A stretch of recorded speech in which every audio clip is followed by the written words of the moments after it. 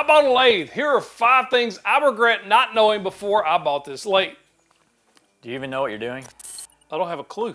I just bought it. All right, well, here are 5 things to know before getting a lathe. Let's go. This is Chris. Chris is a lathe expert as far as I'm concerned. He makes this bat, that bat, and many other things. And he's going to teach us 5 things he regrets not knowing before he got his first lathe. You ready? I'm ready. Let's go. You want to be sure and stick around after all of these regrets because you've got some amazing projects you can start with if you're wanting to look at a lathe, right? Yep. I hope they're amazing anyway, but yeah, they're good starters. All right, so Chris has been my video editor for a couple of years now and does some fantastic tricks. Like he can even make you have a shirt pocket when you don't, right? So we bought this lathe about a year and a half ago to do pins with specifically, but there's a ton of stuff that you can do with lathes, and that's why we brought in Chris because he's my lathe expert. He even gave us some information on this lathe because he turns these amazing bats. There's 2 of these here. 731 Woodworks, and then of course the Protect and Serve. He makes and sells these on his Etsy store, so you can check those out. I'll link to in the description. But Chris, welcome. Thank you. Good to have you in person. Yeah, finally. Likewise. So what is the first thing you regret not knowing about buying your first lathe? Well, I guess the first thing is not necessarily a regret I had because I used this as the major point in buying my lathe. Size matters. I wanted to do bats. That was the only reason I wanted a lathe. The main reason I wanted a lathe. I don't know about you, but I watched The Natural and he made his own bat, and ever since I saw that, I was like, I want to make a bat. So that was the main thing I was looking at, is something long enough to be able to fit this bat on. And most bats start at about 32 inches, go to 34-ish, and I needed something that would fit that. I found one at Harbor Freight, but it would do 34, I think is the max it would do. And it was in my budget. I think I had one of the 25% off coupons at the time too, so it was kind of stacking up. Be very intentional about what you're going to be making, or be mindful of what you're going to make before you make the purchase, because these aren't cheap tools, right? They are not. And so we knew pretty much without a doubt the only thing we're going to make on this was pins. Yeah. This is for my wife. She likes to turn pins, so that's what we actually bought it for. Yeah, so you wanted to get something smaller, more compact. I think they even have some smaller than this, but this one is very good for that. Right. I'm not a turner, but my thinking was that, okay, she can turn pins on this, but if I wanted to make like coffee table legs or end table legs, this would probably still be big enough for something like that. Dining table legs, not so much. And there are also accessories that we can talk about later that will help that out as well. You have pins being one thing, I wanted the bat, and also you can do like table legs and stuff with a longer one. Bowls is another big turning project. Yeah, a lot of people love turning bowls. And so with that, you want to make sure you find something that will accommodate that. You can turn a bowl on pretty much any lathe. The size of the bowl is what's going to be the issue. You just got to have enough height between the base here and the turning. Exactly. So the length here is what you need to focus on. And when you're looking at a lathe, it'll tell you how big of a bowl you can turn. Gotcha. So that's kind of what you want to look at, is the size of the project you're wanting to turn. Make sure it'll fit on the lathe that you're getting. Gotcha. So what is the second thing you regret not knowing before getting your first lathe? Variable speed is a big issue with lathes. That's one thing we discussed when we were buying this. I reached out to Chris. I was like, what do I need to know before I buy a lathe? He's like, get one with variable speed. This one actually has variable speed, a digital readout, and it has a forward and reverse as well. Plus, I think you can adjust the headstock. Yeah, I think there's some multiple speeds in the headstock as well. But yeah, you want to get variable speed, because with a pin, it's going to be a very small stock. You need that turning faster. You can get a nice smooth finish on it. Now, when you get bigger stock, that's when you want to slow it down. Like on bat, I would do it a little bit slower than a pin, because it's, it's a 2.5 to 3 inch thick chunk of wood. If you're doing more of a natural wood, I know that's real big with bowls, is to use like just a tree branch. And it's a lot of times I've seen them with the bark still on it that they're doing. But that's going to have a lot of cracks and stuff in the wood, and you want to go slower with that. Because if you hit that going fast, a chunk can fly out and projectile. Yeah, projectile, and the faster it's going, the faster that's going to go. Yeah. And I've had some pieces do that when, on a bat even, because like you don't know what's underneath the first layer of of wood. We even had that. We even had that happen on an epoxy pin blank. We'll talk about, but we was turning it, and it basically shattered. Yeah, and the faster it's going, the faster it's going. Yeah. So yeah, that's a big issue, is the variable speed. So what's the third thing you regret not knowing about lathes? Chisels matter. The quality of chisels is what matters. The first chisels I got, mean, they were just cheap at Harbor Freight. That's where I got my lathe. I was like, I'll just get both here. We'll be good. I think I returned them within a week. Yeah. And I ended up buying some on Amazon. They weren't really expensive, but they weren't cheap. Reasonable. And so I went kind of middle of the road. I still use them. I've added to them since then. We'll link to those in the description if he can find them. Yeah, if I can find them, yeah, we'll let you know. I've got a couple of these as well. These have the carbide tips. These are great for more detailed work. Also keeping them sharp because you can loosen up, rotate, or replace the tip. Basically, carbide blades in them, much like a spiral head or even a helical head jointer or planer or something like that. So they're kind of a similar style blade. They have the carbide tips, and you can just flip these around, use all four sides, and then replace that blade. This one's round, that's square. I have one that's more of a diamond shape. It's a little longer. It's nice for like lining pieces. Like, so if you're doing like a honeycomb, you could like use that tip to like go in and just make different patterns. Make different patterns, different. So whatever. What's the round good for? The round's good for like curving, shaping. You know, like getting more. Pins. Yeah, giving more detail, kind of getting in to not just straight flat surfaces. The square is nice for getting it all nice and parallel and cylindrical, I guess. Yeah. In this case, but you can use the corners a little more. You can kind of sharpen edges. You could even do kind of like a chamfer edge with that. You could. Just know that the quality is what's kind of. You don't have to buy the most expensive. Exactly. You don't have to buy the least expensive, middle of the road to get but you by. don't get the least expensive. All right, next on the list, what is the number 4 thing you regret not knowing about lathes that you probably should have known? Probably, yeah, I wish I would have known this, which I guess if I would have thought about it, I would have known it, but it is messy. You know, if you have like a 3-inch chunk of wood and you're cutting off an inch of wood, it's got to go somewhere. It's got to go somewhere, and it is going everywhere. I remember finding it in like my pockets days later. Like, I mean, you know, it goes everywhere.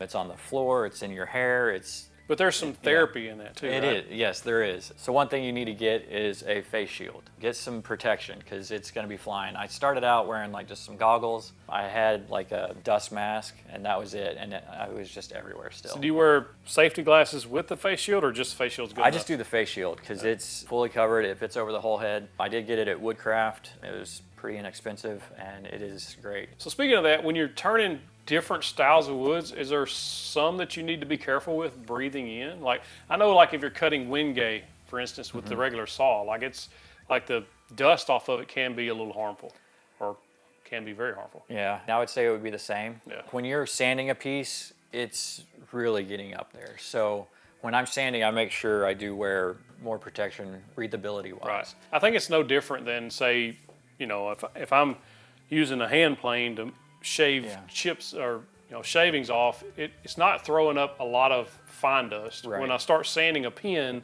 like there is a lot of microscopic or near microscopic level dust just coming off that thing, and you can start tasting it. And it's just a different feel. So I would highly recommend a mask. Yeah, and it also depends on what stage of the turning you're in, because at the beginning when you're roughing it out, it's bigger chunks. Right. It's more chips than it is smaller fine dust. Once you start getting into the more detail work, that's when it gets, you're taking off very little material, and that's when it gets up there. And then when you're sanding, it's just, everywhere. A cloud of dust. All right, so you can't just buy the lathe and be good, right? So what's the number 5 thing you regret not knowing about buying a lathe? What accessories you need, really, and which ones will be beneficial and which ones won't. One thing to help with our last one, which was the dust, is this dust attachment from Rockler. It gets in there, you can hook up your shop vac to it, and it will, I don't know how much it helps, but it does help. It helps a decent amount, especially when you're doing pins, especially when you get into sanding, because that's when the fine dust is going off, and the suction will actually pull that lighter material in.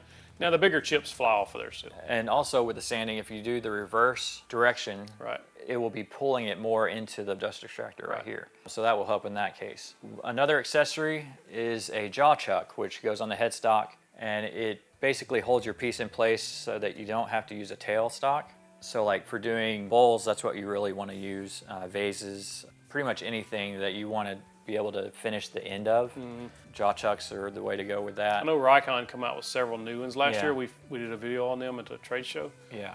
And I think they fit most any lathe. Pretty much, pretty yes. universal. Yeah, they're pretty universal. You basically just have to find the thread count on your lathe, which most of them are about the same. Yeah. Like I've seen some that are different, but they're like the, I don't know, weird brand. Yeah, or something. off-brand. You know, yeah, off-brand from who knows where. Now because we were doing pins, we had to buy quite a few accessories, right? So we had to do the pin mandrel, we had to do a pin press.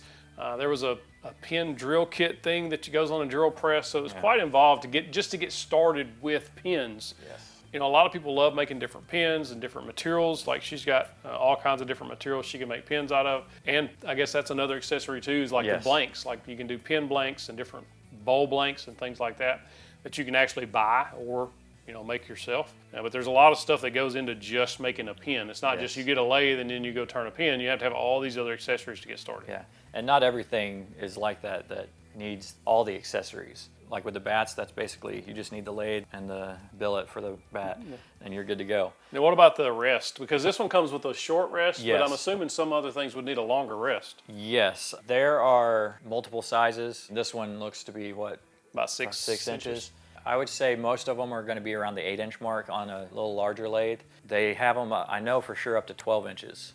So when you're making a bat, you just move it down the lathe? Yeah, you just have to slide it down. So the longer piece you're having, the longer the tool rest, it would be nice. Right. Then you won't have to move it down quite as much. Gotcha. And that helps you kind of get, like this bat, the way it tapers from, you know, smaller to larger, that kind of helps you keep that more even as it goes along. Because like sliding down the bat, you don't feel any notches or anything. Right. Like it's a smooth transition. Right. So that longer stock or longer rest helps you get that taper. Yeah, if you have a short one, you're having to. Yeah, every 6 inches you're having to move. Right. And I think I can't remember, mine's between 8 and 10 inches is what mine currently is. All right, so what are some of the projects most people will want to start with on a lathe? Obviously pins, because that's what we started with. Yeah, pins are an obvious one. They are popular. I know at my local Woodcraft, they even have like a pin turning for troops. Have you heard of that? No. I know they have classes. We took a pin turning class at Woodcraft. They have a whole pin turning section, so it's a very popular thing. It is. But yeah, I have heard about that. They sell the pins and the proceeds goes to support the troops. Yeah, so like they'll have a class, people will come turn a pin, and then basically just turn around and donate it back to the class. And if you have a chance to go take a wood turning class at your local Rockler, Woodcraft, or any woodworking class stores, like they're fantastic. So other than pins, what are some things people could turn? One of the main things I think would be a bowl. That's kind of, I don't know, that's kind of one of the things that I hear people say, hey, I want to get started, I want to do a bowl. Bowls are fairly easy to go, I guess. Another thing you can do is kind of some decor stuff. I've done some like little trees. They're good to place out for like Christmas and stuff. Rolling pins, that one's kind of, I haven't done it, I've wanted to. Yeah. And it seems like it would be an easier one because it's basically, you know, it's just a straight cylinder, but you can kind of get going. Well, you have to have handles on it. Right, you can do handles. You can do it without handles. You know, I've seen some that are just kind of tapered off, and it would be kind of a project that you can make as easy or as complicated as you want, but it would still be kind of like a good one to get started, get used to the feel of the chisel on the wood. Right. Honey dippers are another one I've seen a lot of, and those seem pretty easy. It's, you know, a handle and just a little ball on the end, and you dip out the honey. Grooves, honey, grooves. Yeah, grooves, there we go. All right, so if you're a beginner and you don't have any idea, like I don't know what I'm doing, but I want to turn something other than even with a pin, but are there kits available to get me started? There are. I know at Woodcraft and Rockler as well, they have pin turning kits, I know. I think they have like ornaments for like Christmas trees and stuff. Also have some, like, I guess, kitchen utensils, turning kits, like pizza cutters, where it has the, you know, the cutter, and then and it has all the attachments that you need to make the handle and attach it. I know early on I made my mom a ice cream scoop. They had one of their kits that they had, and so I basically got all the parts for it, and I turned the handle and was able to put it together. And that's like, I think that's such a cool gift. Someone sent us a magnifying glass and they hand turned the handle on it out of some of my favorite species of wood, right? And it's like, it's just so beautiful, and it's such a custom piece that you're able to give to somebody, and it means a little more than you just went to the store and bought an ice cream scoop and handed it to them, right? You're giving them that custom touch. It's coming straight from you that you've hand turned. If you have a local Rockler, local Woodcraft, just go in their turning section, because they've got all kinds of little kits. And usually their turning sections are really large with a lot of stuff in there, so you can take your time and look through and see what they got. Yeah, definitely. Awesome, man. Well, thank you for showing up. Appreciate Thanks for having me. If you'd like to check out some bats I've made or order your own custom bat, there's a link in the description that'll help you find it easier. And if you use the code FISTBUMP at checkout, you'll get an extra 10% off. And if you liked this video, you'll love that one. Click in the box, get you a big old virtual fist bump. Thanks for watching.